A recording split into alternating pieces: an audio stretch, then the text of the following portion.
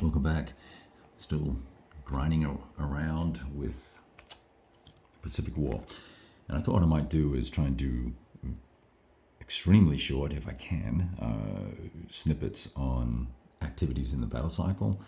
And that might help people sort of play along or do their thing or check in without having to watch 15-20 minute videos that go through sort of extensive tutorial stuff. So for the for reference, we did the lighting phase advantage determination, for which was it's the second battle cycle. So we rolled for that, and the Japanese had get a +2 because it's a surprise attack. So they won the advantage.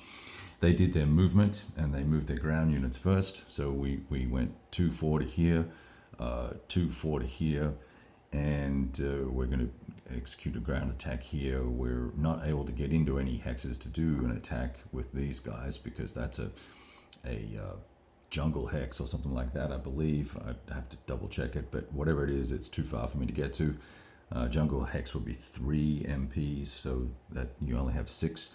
So 2-4, and then this going in this way here, that's actually 6 movement points to get into there. So because it's mixed terrain, I believe, and then so we're going to sort of carry on. Then we reorged our task forces, and I wanted to pull back my amphibious transports, which are just out of screen range there, tier 5. So reorg task force, and I took I think a destroyer with them and a cruiser back to, I think that's Saigon, right? It's hard to keep track of the map here. Saigon, and then we've got this task force, which is now combined with the balance of the forces that started the game with those that were kind of spread all around the place, and I combined them with the 2 battleships, and we're looking to try and get into the action with the Brits here. So we're going to try and mix it up. We moved 1 hex, and then this task force was spotted, and then we attempted to spot these guys, and we spotted them. Now I don't have a task force marker on here, right? I don't want to jump into the box again, and I want to keep playing here. So we just put a marker on there with a detected on it.